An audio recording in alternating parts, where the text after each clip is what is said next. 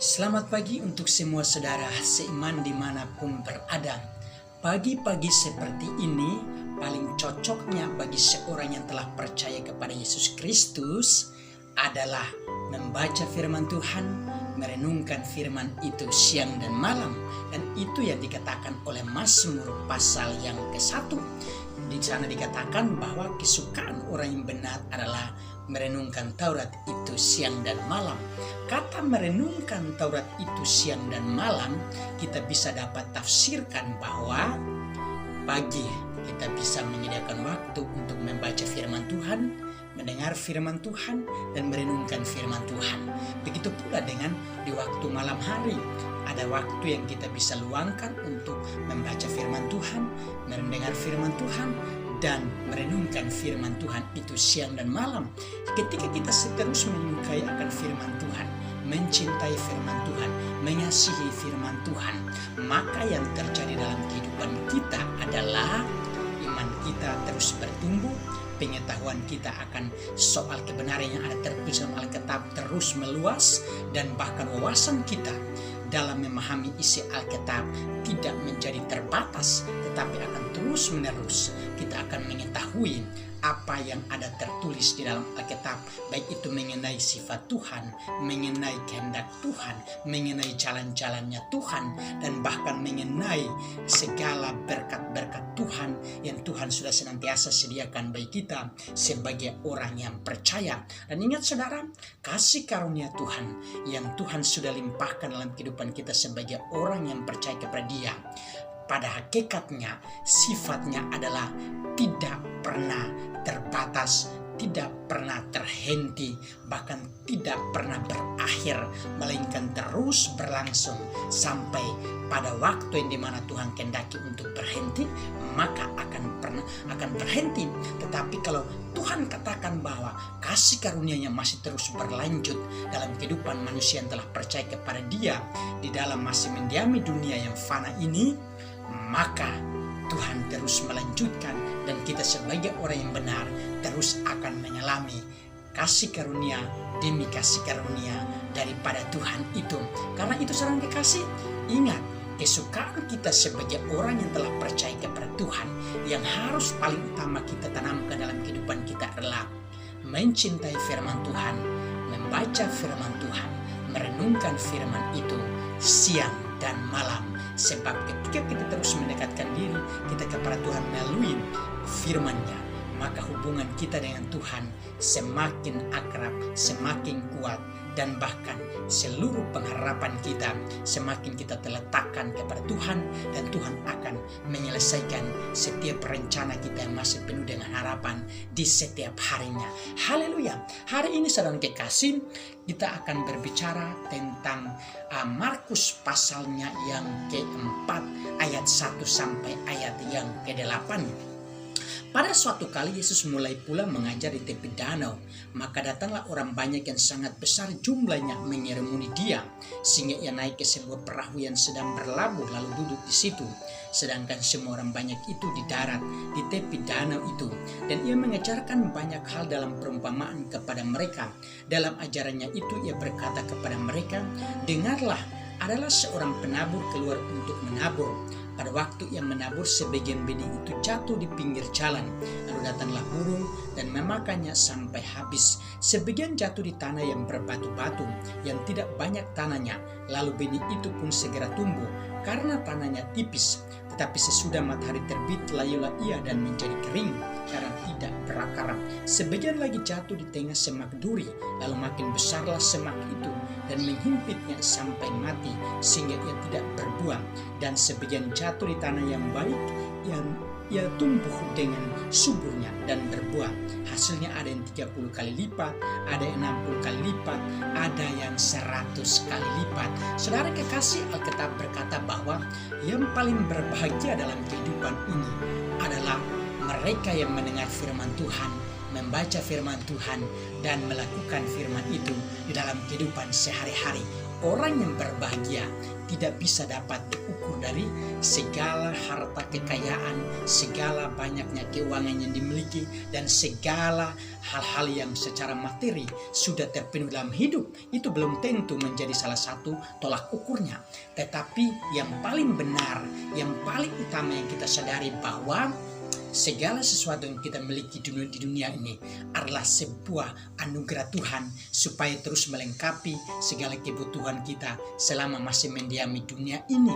Tetapi kebahagiaan yang paling terpenting bagi seorang yang telah percaya kepada Yesus Kristus adalah melakukan firman Tuhan. Itu adalah sebuah kebahagiaan yang tidak bisa tergantikan, dan itu adalah sebuah kebahagiaan yang disebut anugerah terbesar yang Tuhan izinkan supaya terjadi di dalam kehidupan kita selaku orang yang benar yang telah percaya kepada Tuhan.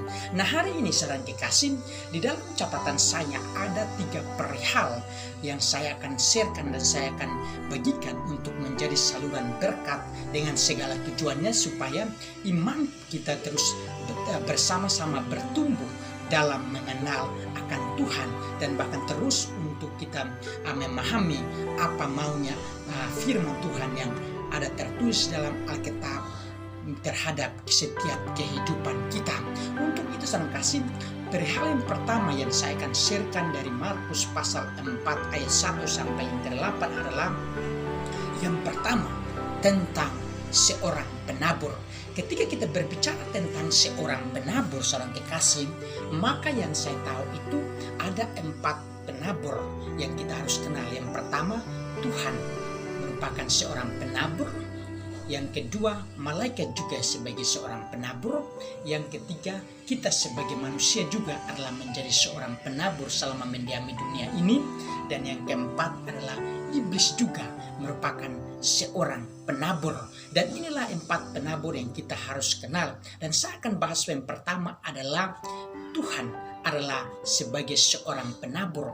Tuhan sebagai seorang penabur sudah telah membuktikan segala kemampuannya, bahkan segala tugasnya sebagai seorang penabur. Bayangkan saudara, dari sejak semula, sebelum ada dunia dan segala isinya, dunia belum berbentuk seperti saat ini. Dalam artian langit belum ada, bumi belum terbentuk, masih penuh dengan gelap gulita, dan bahkan Alkitab katakan bahwa Roh Allah masih melayang-layang di atas permukaan air pada waktu itu.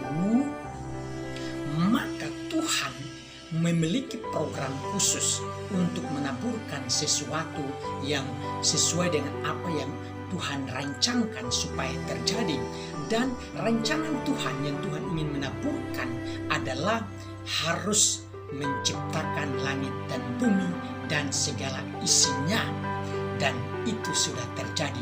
Pada mulanya Tuhan menciptakan langit dan bumi dan segala isinya dengan cara ia ketika menaburkan semua itu, ia hanya dengan berfirman, menaburkan firman-Nya, maka semuanya jadi dan menurut apa yang dipandang Tuhan bahwa semua yang telah dijadikan itu sangat baik.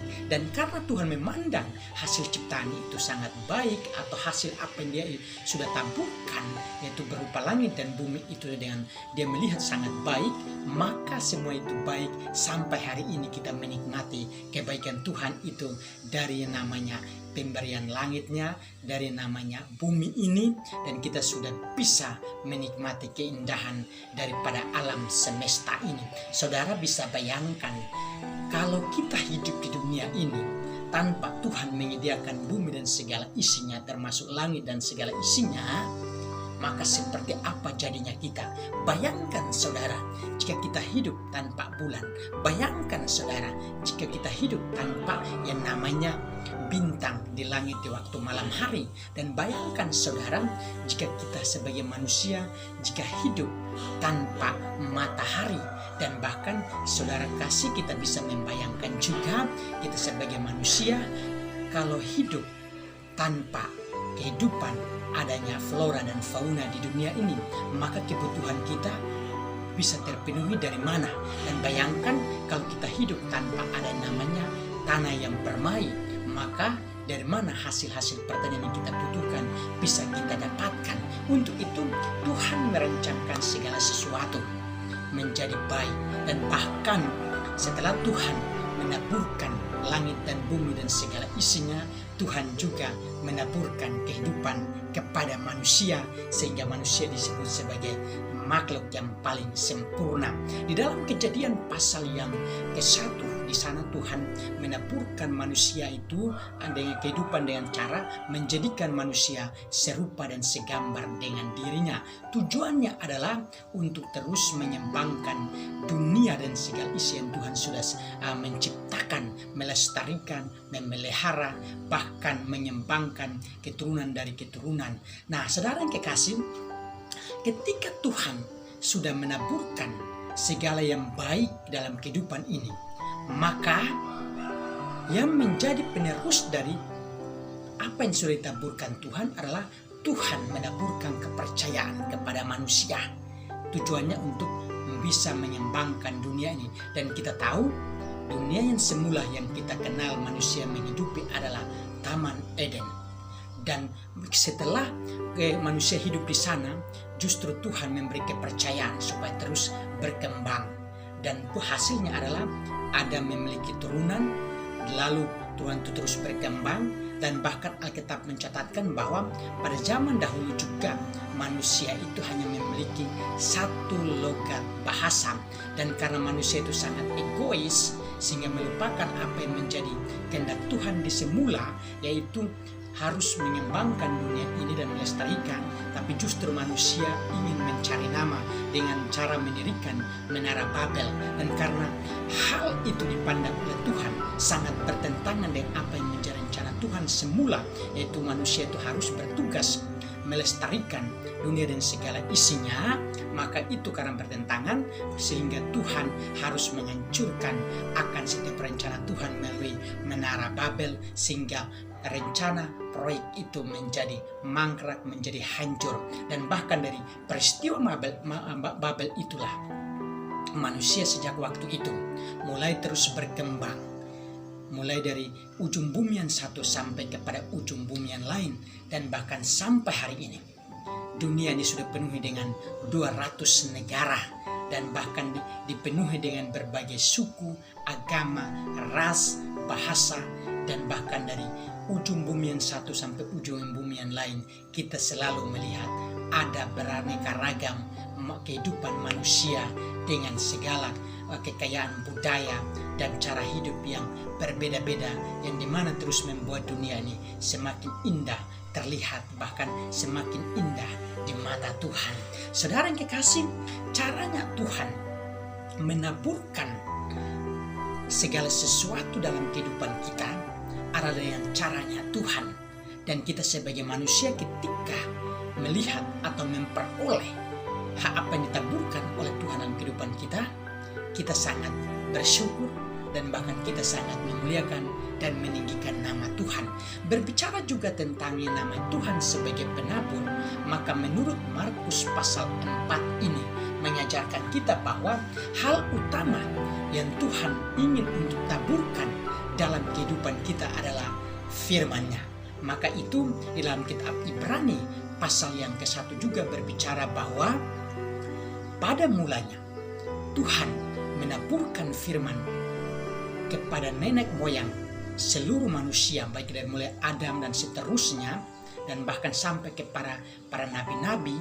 Tuhan selalu berulang kali menaburkan firman-Nya, dan mereka bertugas untuk terus menyampaikan suara kebenaran Tuhan itu secara turun-temurun dari generasi yang satu sampai kepada generasi yang satu lagi, bahkan sampai hari ini kebenaran Tuhan masih terus ditaburkan. Maka itu artinya Tuhan masih mengasihi manusia, Tuhan masih memberi kesempatan kepada manusia untuk terus memiliki kebenaran firman-Nya. Nah, itu kita berbicara tentang yang namanya seorang penabur. Jadi Tuhan sebagai penabur, Dia menaburkan paling utama adalah firman supaya menjadi dasar pengetahuan bagi kehidupan manusia. Dan ketika manusia memiliki pengetahuan daripada Dia, maka yang terjadi adalah manusia memiliki cara pandang yang bagus, perubahan hidup yang bagus, tingkat pengenalan akan Tuhan semakin lebih bagus, dan bahkan hubungannya dengan Tuhan semakin hari semakin terjadi sangat akrab. Nah, saudara kekasih, yang namanya berbicara tentang Tuhan sebagai penabur, maka Tuhan selalu menaburkan hal-hal yang baik. Tuhan tidak pernah menaburkan hal-hal yang jahat kepada setiap umat milik kepunyaan Dia. Tetapi kebanyakan umat kepunyaan itulah yang menolak apa yang menjadi hal yang baik daripada Tuhan. Tuhan ingin menaburkan hal-hal yang baik supaya manusia itu memiliki hidup yang lebih baik. Tetapi seringkali manusia yang mempertahankan ego dengan cara menolak apa yang menjadi pemberian daripada Tuhan itu. Nah, saudara kekasih, itulah berbicara tentang kebaikan Tuhan yang begitu banyaknya Ia telah menaburkan dalam kehidupan kita. Sementara saudara kekasih, ketika kita berbicara tentang malaikat menjadi penabur, maka malaikat itu tugasnya adalah sesuai dengan apa yang dituliskan oleh Alkitab, yaitu mendengar apa yang difirmankan lalu disampaikan kepada manusia atau para nabi atau orang-orang kepercayaan Tuhan di zaman waktu dahulu kala, yang sesuai dengan apa yang dituliskan oleh Alkitab. Dan itulah tugasnya daripada malaikat, mendengar apa yang dikatakan oleh Tuhan lalu menyampaikannya kepada manusia. Begitu pula dengan kita sebagai manusia. Kalau kita sebagai manusia disebut sebagai seorang penabur selama mendiami dunia ini, maka tugas kita yang paling utama adalah menjadi tangan kanannya Tuhan, melanjutkan apa yang Tuhan sudah taburkan dalam kehidupan kita untuk kita bisa taburkan kepada sesama kita. Yang kata lain, kita menjadi dutanya Tuhan untuk menegakkan kebenaran di atas bumi, dan kita menjadi dutanya Tuhan untuk menaburkan hal-hal yang bisa memuliakan nama Tuhan. Cara kita menaburkan kehidupan kita ini adalah melalui tutur kata kita yang baik, cara berpikir kita yang baik, dan bahkan karakter kita, tindakan kita, kelakuan kita, dan bahkan juga kita bisa menaburkan kebenaran firman Tuhan yang kita sudah ketahui, yang kita sudah bisa dengar, yang kita sudah baca daripada isi Alkitab ini sendiri.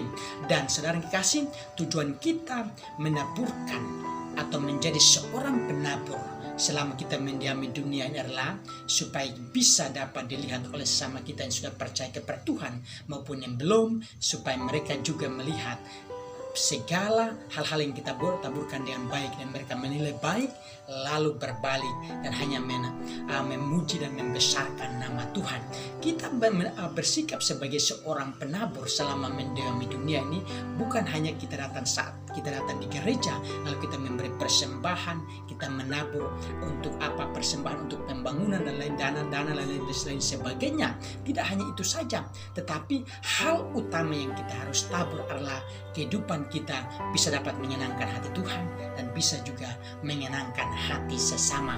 Jadi ketika kita menjadi seorang penaburnya Tuhan, maka ingat, jangan kita yang menampilkan kehidupan kita untuk dimuliakan atau dipuji, tetapi kita harus sadar bahwa ketika Tuhan mempercayakan kita untuk menjadi seorang penaburnya di bumi ini, maka saat kita menaburkan kebenaran lalu orang memuliakan kebenaran itu, maka izinkanlah, biarkanlah orang memuliakan. Paling utama adalah membesarkan, meninggikan Tuhan. Jangan kita yang dimuliakan. Sebab jika kita menjadi seorang penabur di bumi, kita ingin mengharapkan supaya saat kita menaburkan kebenaran dan kita harus dipuji, dimuliakan, maka Alkitab berkata, apa upah kita di surganya nanti. Tetapi selama kita menaburkan sesuatu atau kebenaran dalam dunia ini, maka izinkanlah, biarkan Tuhan yang dipuji dan tinggikan. Maka upah kita sudah ada di surga yang Tuhan sudah sediakan. Itulah kita berbicara tentang kita sebagai manusia menjadi seorang penabur. Lalu ada satu lagi yang kita harus perlu bicarakan adalah iblis menjadi seorang penabur. Ketika kita berbicara tentang iblis sebagai penabur, justru kita sudah bisa dapat memahami dan mengerti bahwa pekerjaan iblis adalah merupakan pekerjaan jahat.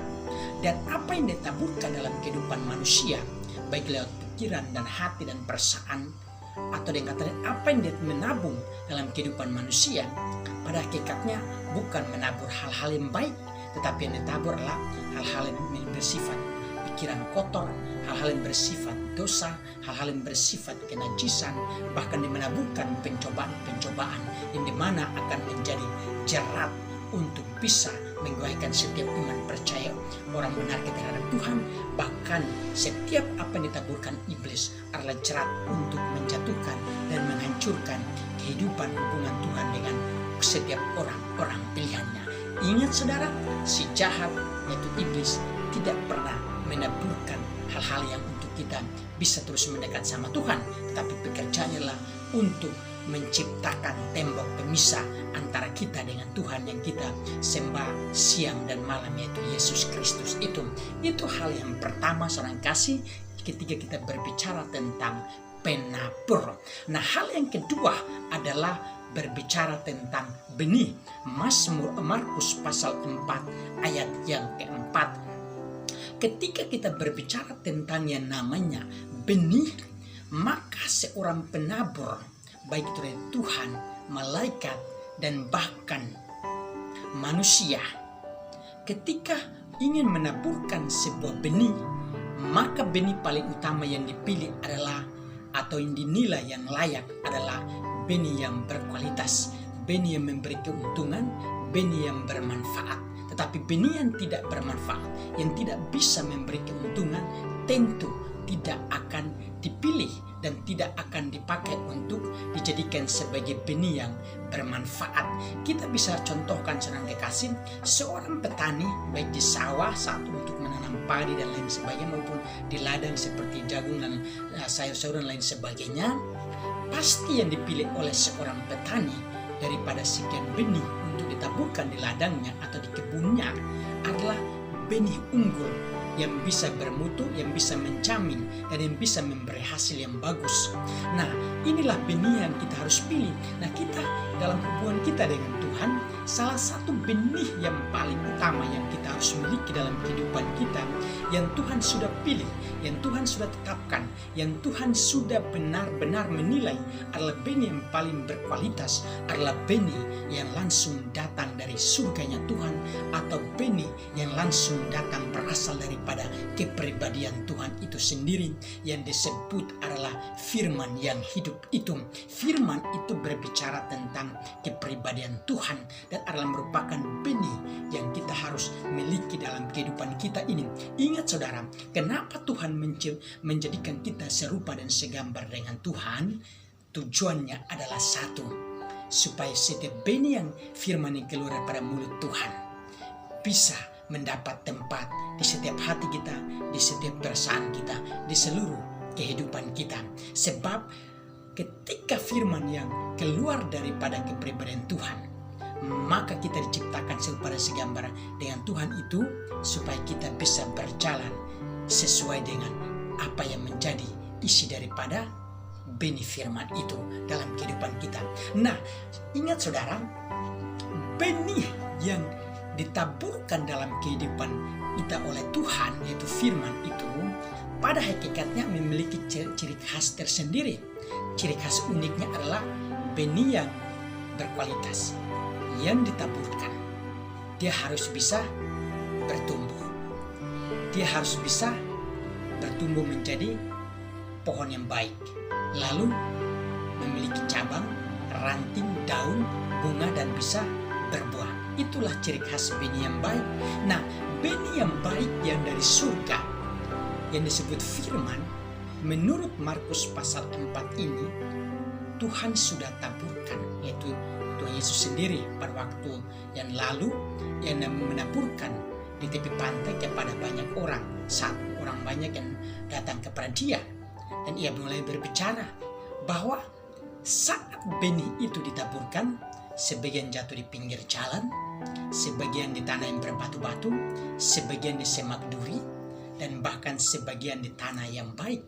Ingat, ketika benih itu jatuh di tanah yang baik, hasilnya juga bagus. Dia tumbuh dengan subur, menghasilkan buah yang 30 kali lipat, 60 kali lipat, dan bahkan sampai 100 kali lipat. Untuk itu saudara kasih, benih-benih firman yang sudah ada tertulis di dalam Alkitab ini, kita terus dianjurkan oleh Alkitab supaya kita menjadikan benih firman sebagai kesukaan di dalam kehidupan kita. Kita harus merenungkan firman itu siang dan malam. Tujuannya untuk apa? Supaya benih firman itu tetap menjadi harta yang berharga di dalam kehidupan kita. Sebab hanya dengan benih firman-lah kita bisa tetap membina kehidupan kita yang bagus di dalam hubungan dengan Tuhan. Kita terus mendidik, mengajari kehidupan kita, terus menyadari bahwa pentingnya benih firman itu. Dan benih firman yang Tuhan sudah karuniakan sampai hari ini masih tetap berlaku.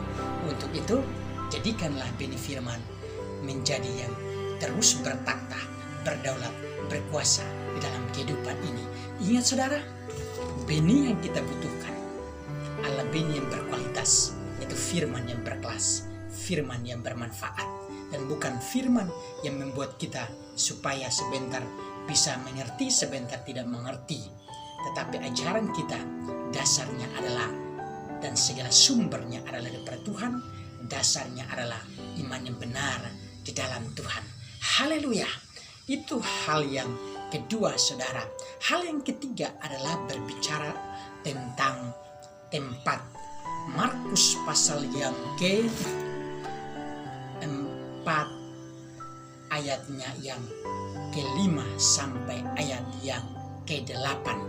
Ketika kita berbicara tentang tempat, maka ingat saudara, tempat yang digambarkan oleh Markus pasal 4 ini adalah paling unik untuk kita hayati, untuk kita pelajari, bahkan sebagai petunjuk bagi kehidupan kita, bagi setiap penglihatan kita, bagi setiap tingkat kesadaran kita untuk mengoreksi diri kita.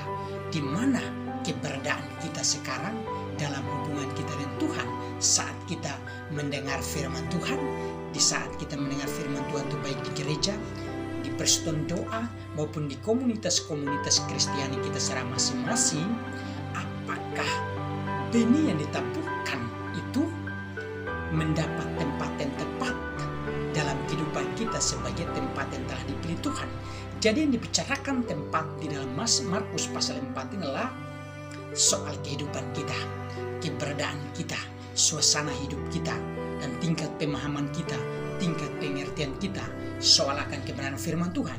Jadi tempat itu di Alkitab juga mencatatkan bahwa bait Allah yang sesungguhnya adalah seluruh kehidupan kita ini, seluruh tubuh kita ini. Untuk itu saudara kasih, hari ini jadikanlah diri kita sebagai tempat untuk bisa menjadi tempat benih itu ditaburkan, itu firman itu ditaburkan supaya dapat bertumbuh dan bisa kita melihat hasilnya dalam kehidupan kita di setiap harinya.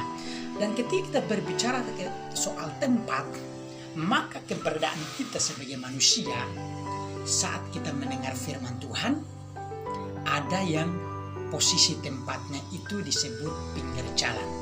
Pinggir jalan itu adalah berbicara tentang orang bisa mendengar firman Tuhan, tetapi kemudian datanglah si penabur, yaitu si iblis itu. Dia bukan datang untuk menabur hal-hal yang baik, hal yang benar, tetapi yang dia melakukan adalah mencuri firman itu dari setiap hati atau tempat orang-orang yang telah mendengar firman Tuhan, sehingga digantikan dengan hati yang kosong, tempat yang kosong. Tadi yang berisi firman menjadi kosong. Kenapa iblis itu bisa mencuri kebenaran dari tempat kita yang kosong? Pada hakikatnya adalah disebabkan oleh kita sebagai manusia. Kita yang seringkali mengizinkan supaya iblis itu mencuri akan kebenaran itu. Tetapi ketika kita tidak mengizinkan, tetapi kita terus mengizinkan Roh Kudus yang berkarya dalam hidup kita dan seluruh firman yang berkuasa atas hidup kita, maka sedetik pun, bahkan sekalipun iblis berusaha untuk mencuri firman itu, dia tidak akan pernah berhasil. Sebab jika Tuhan yang menaburkan 100%, maka iblis tidak punya hak untuk mencurinya. Tetapi yang seringkali membuat iblis bisa mencuri kebenaran firman dari kehidupan kita adalah kita sendiri yang membuka celah bagi iblis, sehingga iblis menyingkirkan firman daripada hati kita, lalu menggantikan dengan hal-hal yang tidak berkenan. Bisa digantikan dengan emosional, bisa menggantikan dengan namanya hal-hal yang kita tidak sesukai, kita iri hati, kita dengki, kita dendam, dan lain sebagainya. Itulah pekerjaan iblis untuk menghancurkan kehidupan kita. Itulah saudara kasih tempat yang pertama. Tempat yang kedua adalah di tempat yang disebut tanah yang berbatu-batu. Tanah yang berbatu-batu, kita bisa ketahui bahwa kalau tanah itu dipenuhi dengan batu-batu, biasanya benih yang ditaburkan itu tidak memiliki tempat untuk bertumbuh dengan bagus. Sebab ketika dia bertumbuh, ada batu yang menghalangi. Nah, begitu juga dengan kehidupan kita sebagai orang yang percaya kepada Tuhan. Ketika kita ingin untuk bertumbuh, mengenal Tuhan melalui firman yang kita mendengar, terkadang ada berbagai ujian demi ujian yang kita harus hadapi. Dan setelah kita mengetahui kebenaran itu atau firman yang kita sudah ditaburkan dalam kehidupan kita, biasanya akan terjadi namanya ujian hidup. Dan ujian itu yang disebut ada namanya tanah yang berbatu-batu. Tanah itu tidak bisa menjadi tanah yang akan subur tanpa diuji dengan berbagai batu di sekitarnya. Nah, kehidupan kita juga seperti itu. Setelah kita mengerti firman Tuhan, kita akan mengalami namanya ujian daripada firman itu, berupa batu-batu dari kehidupan sesama kita, atau batu-batu yang diizinkan oleh Tuhan, atau batu-batu dari dunia ini, ataupun lemparan batu daripada iblis. Semua tujuannya itu adalah untuk menjadi ujian supaya kita memiliki firman itu harus benar berakar. Tetapi yang terjadi adalah ketika ujian datang atas firman yang telah kita dengar, justru tidak ada akar yang kuat, dasar yang kuat.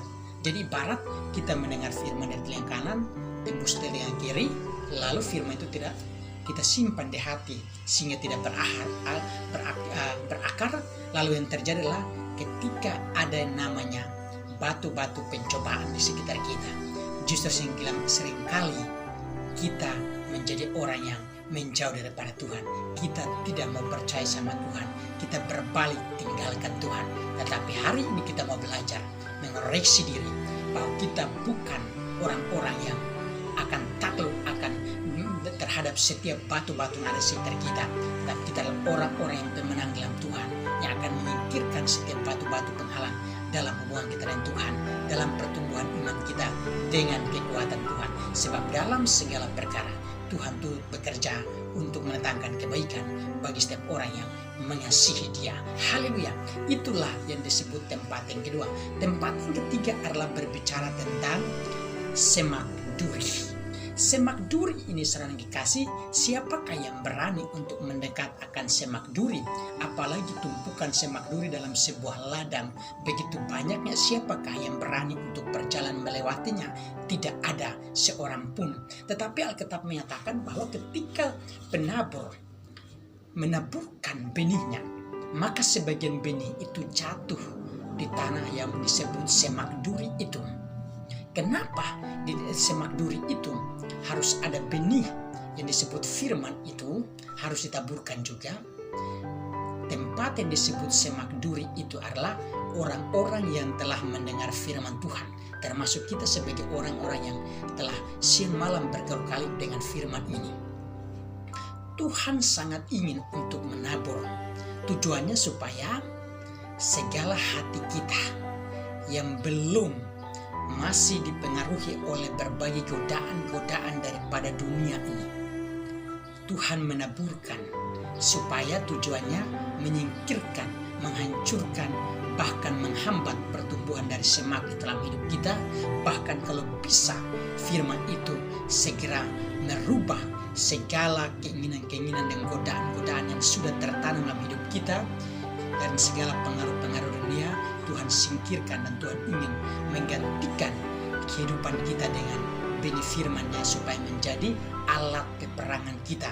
Tujuannya supaya kita bisa menang atas setiap semak-semak yang ada di sekitar kita. Dan hanya dengan cara Tuhanlah dan segala kekuatan firman Tuhan, semak-semak itu bisa dapat dihancurkan, bisa dapat dibersihkan. Nah, semak-semak ini, tempat yang disebut semak duri ini, berbicara tentang ketika orang mendengar firman Tuhan, tetapi firman itu tidak berakar dan tidak bertumbuh dan hanya bertahan sementara saja. Kenapa bisa bertahan sementara saja? Sebab persoalannya bukan datang daripada kehendak Tuhan supaya tidak, tetapi firman itu tidak mendapat tempat yang tepat, tetapi dia hanya mendapat di tempat yang disebut semak-semak duri. Sebab ketika kita setelah mendengar firman Tuhan, kita tidak mengandalkan firman itu menjadi jawaban dalam kehidupan kita paling utama, tetapi yang kita andalkan adalah di dalam hati kita masih ada namanya tipu daya dunia. Seringkali kita menipu diri kita dengan keinginan-keinginan kita sendiri. Seringkali kita menyembunyikan setiap kelemahan kita di hati kita, di pikiran kita. Pada hakikatnya masih tersimpan namanya keinginan-keinginan akan hal dunia, godaan-godaan yang dunia yang bisa menggiurkan kita lebih memilih dibanding daripada kita pelihara firman Tuhan dalam hidup kita. Dan karena godaan-godaan dunia itulah yang seringkali membuat firman itu tidak bisa bertumbuh dengan baik dalam kehidupan, sebab dihambat oleh semak-semak yang dari dunia ini.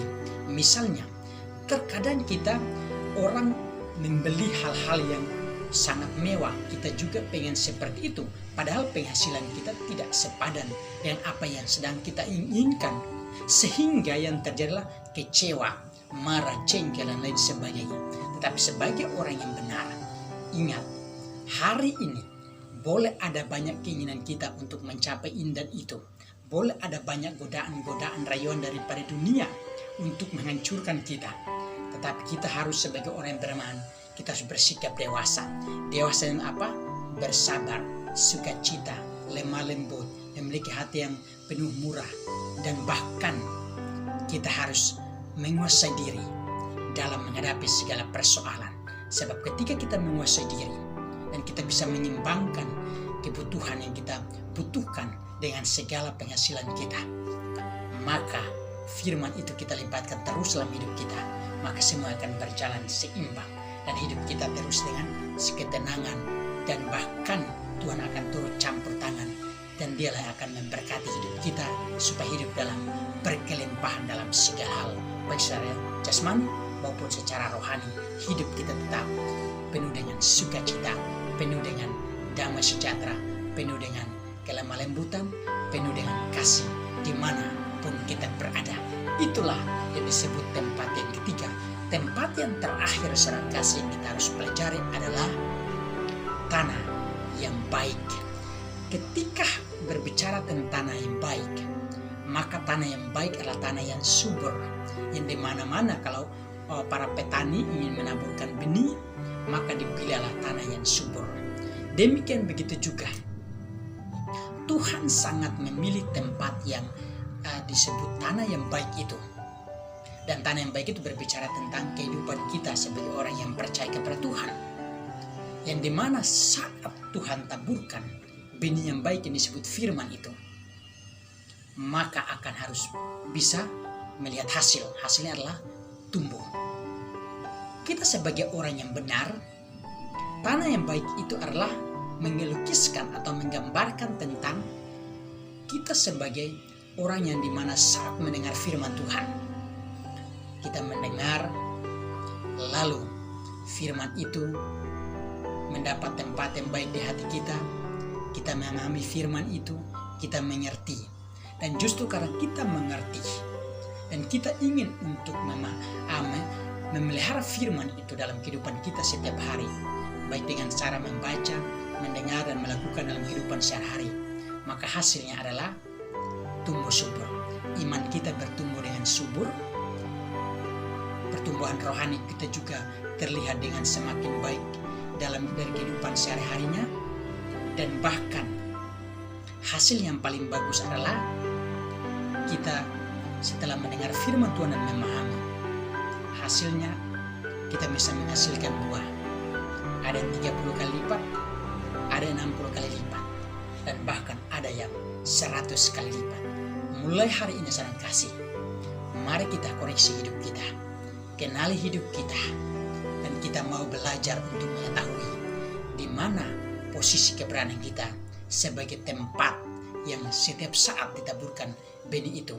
Apakah kita sedang berada di tempat yang di pinggir jalan, atau kita berada di tempat yang disebut tanah yang berbatu-batu, atau kita berada di tempat yang disebut semak duri, atau posisi kita sedang berada di tanah yang baik? Jawabannya ada dalam diri kita. Dalam nama Yesus, Tuhan Yesus memberkati firman-Nya. Amin.